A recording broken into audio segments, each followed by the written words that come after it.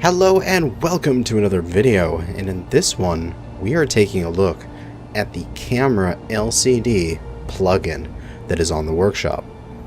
Now, a long time ago, before I started playing Space Engineers, as I've researched trying to figure out, can I make what I can see on a camera show up on an LCD in-game?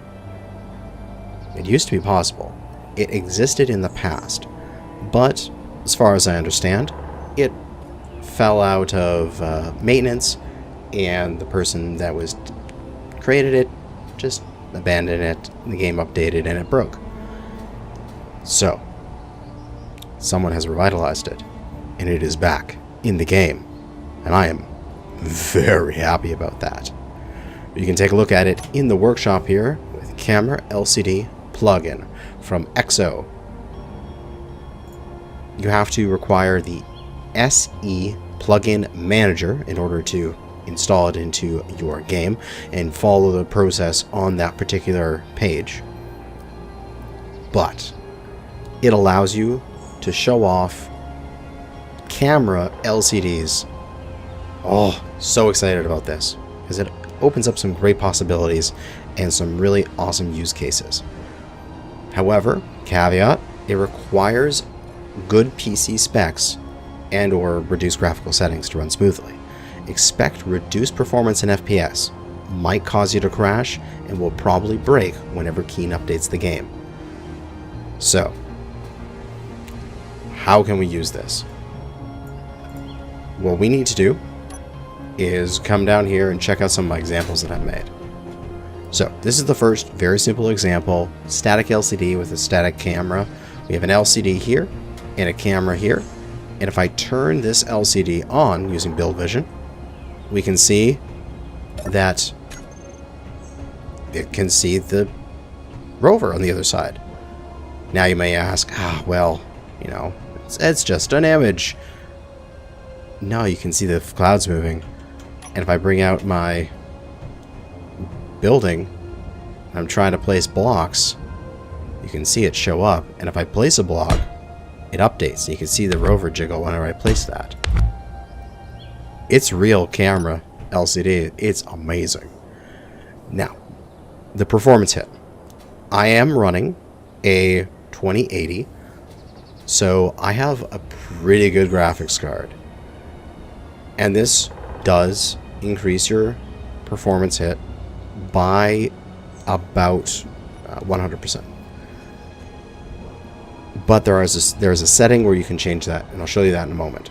So if we look in the top left here, about maybe 40% down the list, there is render GPU load, and we can see right now is at 67-ish%. Because right now it is rendering two scenes, the scene from my character and the scene from the camera. If I then go and turn off the camera, we can see that render GPU load drops dramatically down to 35-ish%. So about half. Now, there's another setting you can do to improve this, and it has to do with getting some weather here. Go away, weather. There we go.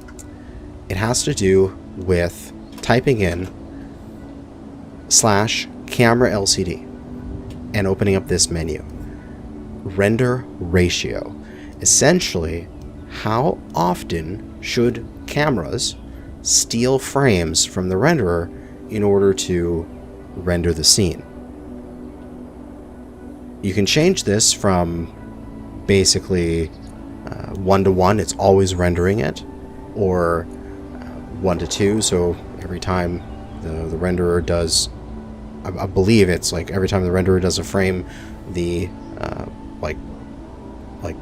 one frame goes to the viewer, one frame goes to the camera, and it splits it evenly, up to 30x, which from my understanding means that 30 frames go to the player and one frame goes to the camera, making it pretty choppy, but much less of a performance impact. So we can, for example, we'll leave this one off, we can go over to this one. It's just set up on a rotor with a hinge pointing downwards, and a timer to move it back and forth at a regular interval, we have essentially a security camera going back and forth and looking at the camera, looking at the vehicle out there. Now, if I open that menu back up with /camera LCD, and I change this ratio to 1, that sometimes causes issues. It's changing my camera to somewhere else. I guess we'll not do render ratio 1. If we change it from 2 to 30, we can see that this image in the background now is really choppy, as me as the player am getting a priority of more frames. Then it is only rendering the 1 frame to them, to the LCDs. If I position my top left so it's on a dark surface so you can actually read it, and open that back up, if we look in the top left, my GPU load is now basically normal. When I had the camera off, it was around 35%. It's a little bit higher, around 37%. If I change this and slowly increase it, we can see that my render GPU load is also going to increase. Now it's at 40-something%. That kicks it into high 40s. Then this is low 50s, mid 50s. And if I put it back to here, it's back into the 60s and early 70s. So if you want to use this and you don't have a strong computer, you could theoretically still use it at essentially what is the same level of rendering that you would already get for the game. But you just need to turn this render ratio to high as you can, and your LCDs will be choppy. But you can still have security cameras. Now you may wonder if, let's say, let's just set this back to 2 for now. If I have both of these on, doesn't that increase it some more? So if I turn this one on at the same time, and we're rendering essentially 3 scenes now, you would expect a similar increase in my GPU load. But there isn't. From my understanding, for just playing around with it, the LCDs share their frames. So essentially what it's doing right now is it going, okay, player, LCD 1, player, LCD 2, player, LCD 1, in terms of how it's bouncing around its priority for rendering frames. And it becomes much more apparent if I bring that menu back up and I put this back to 30x, you can see that this right now is really stuttery, even worse than before. So because it is sharing half of its frames with this other LCD. And if I turn on, for example, this LCD as well, it's going to get even worse for the stuttering, because now it's sharing the available frames to 3 LCDs. So you can have as many as you want, but the available frames for their update will depend on how many you have set up in here. If I set this back to 2, it's still relatively smooth because we had a significant quantity of frames before, and it's just being divided over these 3. Alright, so I'll leave those on because they're doing well. We can come over here and see the next example. Open up this doorway to sort of this makeshift garage, and normally you'd have to get into your vehicle, turn it on, and you'll whip the camera around and you'll back the vehicle in like this. But having a third-person camera, and also it popped into my player's head there for a moment, it was a little freaky.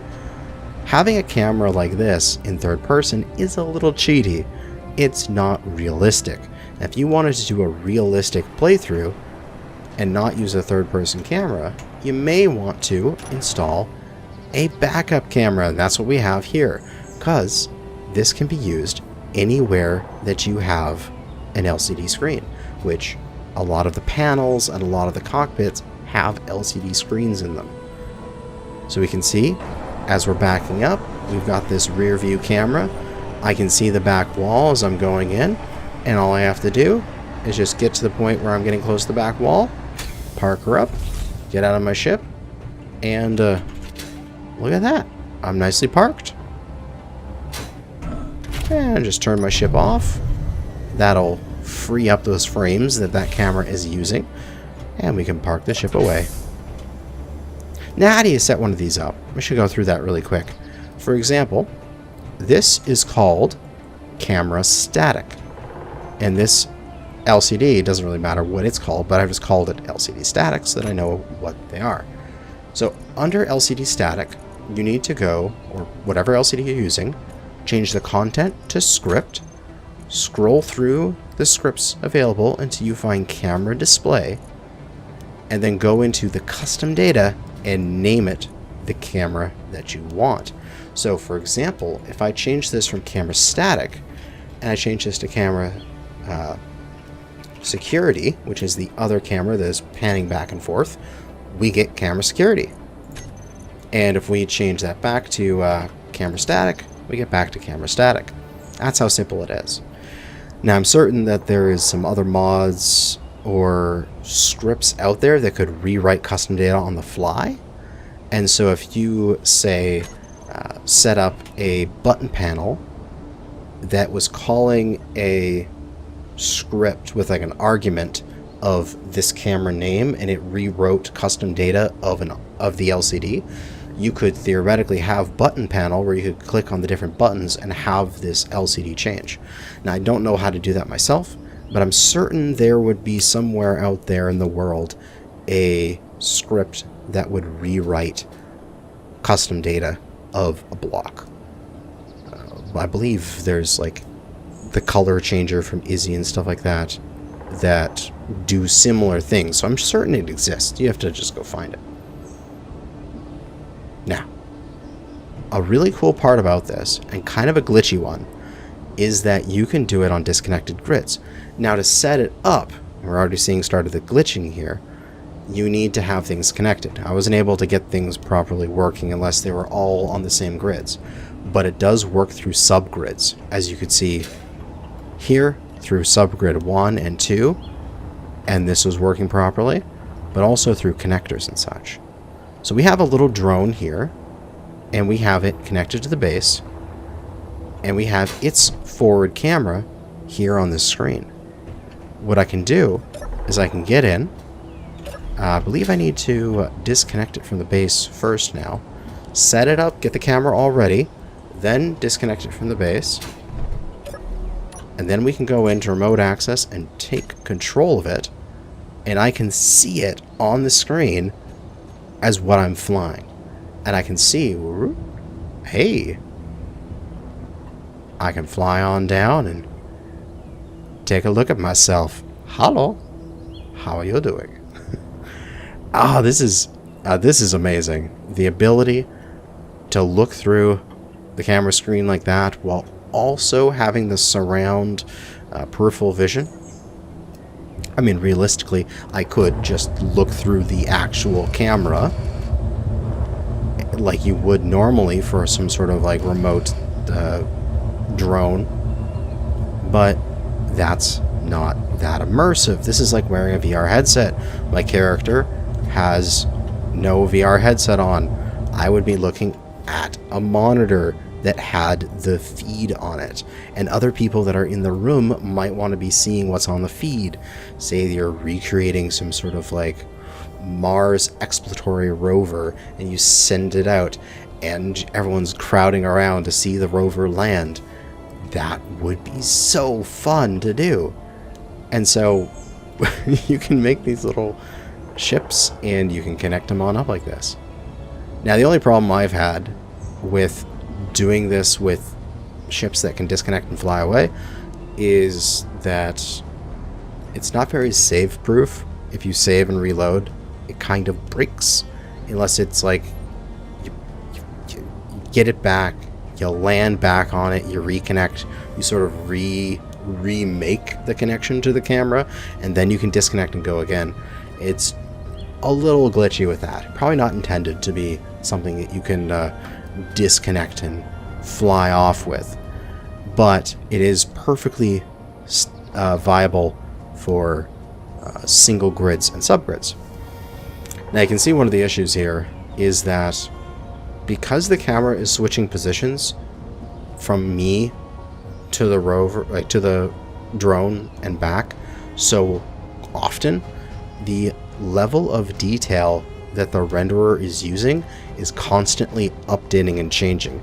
So it is constantly switching between low level of detail from the drone's perspective, because it's far away, to high level of detail from my perspective, because I'm right in the seat. And so that causes some issues. Now, if we bring this menu back up and we change this, say, to 30x, you can see it only happens every so often. Of course, the video will be a lot stuttier. And it says update LOD between frames. It doesn't seem to fix this. So, there you go. But yeah, really easy way. You can see what's on the screen there. I can see the drone flying up, and I can see from its perspective. If you had multiple LCDs set out around you, you could theoretically say, put some hinges, aim the cameras at 45 degrees, put some LCDs on rotors and put them at 45 degrees, and create yourself like a triple monitor surround view, and be able to fly or drive something from inside without ever using the third-person camera. You could do an entire playthrough where you never had to use the third-person camera because you had screens showing you everything you needed. I think this is amazing, and that is why I'm so excited about it. I'd love to do a playthrough where I have some of those restrictions, like unable to use the third-person camera, because it's so easy when you're flying a ship to constantly be like, okay, can I check this angle? Can I check that angle? Okay, am I going to fit through here? You wouldn't be able to do that in real life. When you're in your car driving along, you got to do your shoulder checks. You got to look out your rear view mirrors. You don't have that in Space Engineers. But now we could theoretically build a vehicle with rear view mirrors by putting cameras facing backwards and little screens on, like, there and there, showing us what's out the back sides of our windows. Like, I'm so excited to make that kind of stuff. But that is going to be it for now. I'm going to play with this a whole bunch. I'm thoroughly enjoying it, and I hope you find it interesting as well. XO, you are awesome. Everybody go get this plugin. That's going to be it for me. Thanks for watching, and good hunting out there, fellow space engineers.